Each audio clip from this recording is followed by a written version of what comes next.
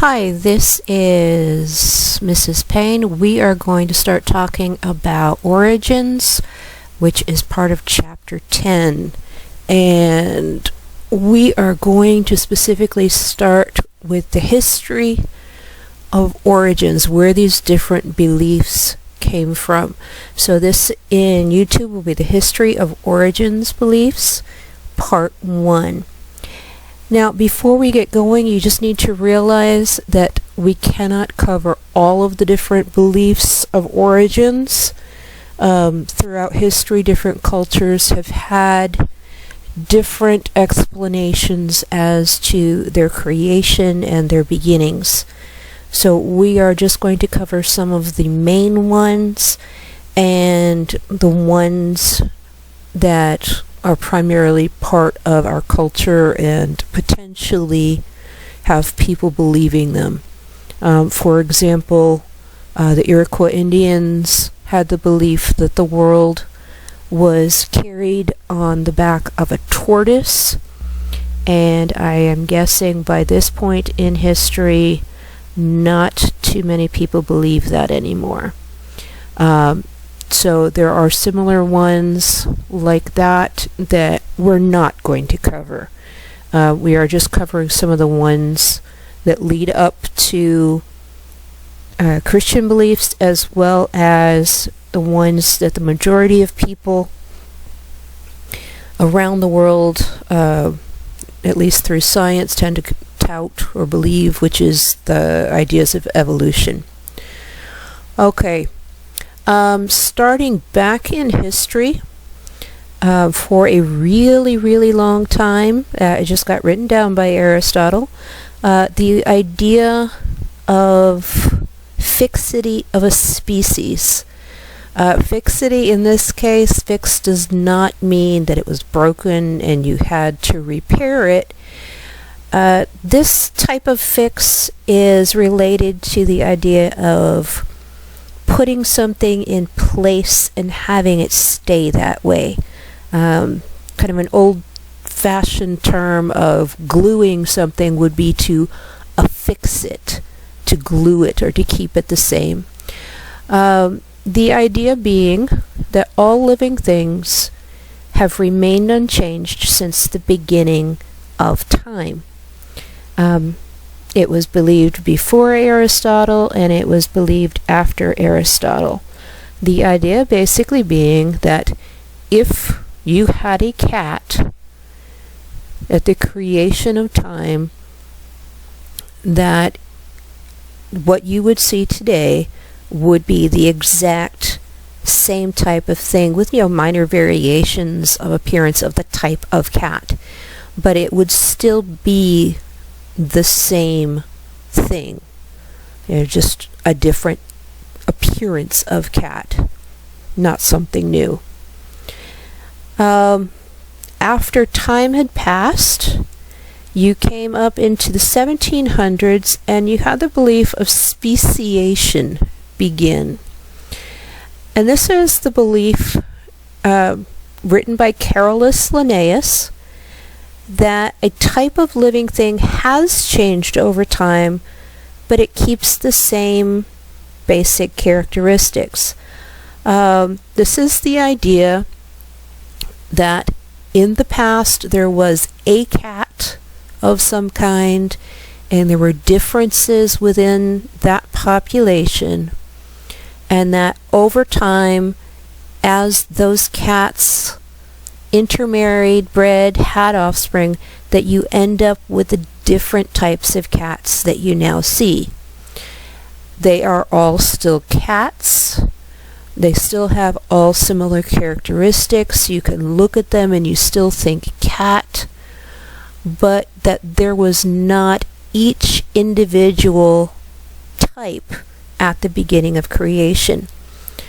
Carolus Linnaeus was a Christian. He believed that God created the world in this way. This is also the idea of how we have so many different types of animals and things now, where Noah was able to fit 2 of each kind on the ark. So it would have been like he had 2 of this type of cat, and from that type of cat, all of the cats that we now see came from them. They are still, however, all cats. His belief system and the belief in what he saw with the difference of cats and other animals through time led to what you now know as taxonomy, or the way to classify living things. He is the one that came up with this.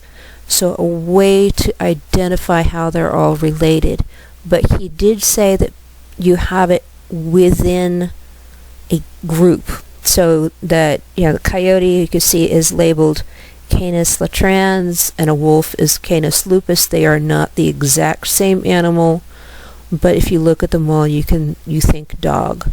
And they are related to the dogs that you have in your house. They're related to lots of different types of dogs, but they are all dogs. But that's how he came up with the classification system like that, that's used by everybody today. Okay, as more time passed, you had different ideas about how organisms changed, because it became obvious over time that as people studied the world, there were differences in organisms, and we knew that from breeding animals and things. Jean-Baptiste Lamarck came up with the idea of the theory of use and disuse, which says if an organism stops using a structure, it'll disappear from the species, or if they use a structure more, it'll increase during their lifetime. This gave the idea of what are called vestigial structures, or structures that are believed to have no use in the body, although things like the appendix, which used to be on the list of unused things, is now known to have a use related to the immune system. But what you have is this classic example that was presented by Lamarck. You can see in the picture that Lamarck believed that originally giraffes were animals that were relatively tall, but they didn't have these really, really long necks. He believed that the original ancestor, if it wanted leaves, it would stretch, and it would gain some length during its lifetime due to its effort stretching. So then the next generation, their necks would be a little bit longer, and they would stretch, and they'd be able to go up even higher.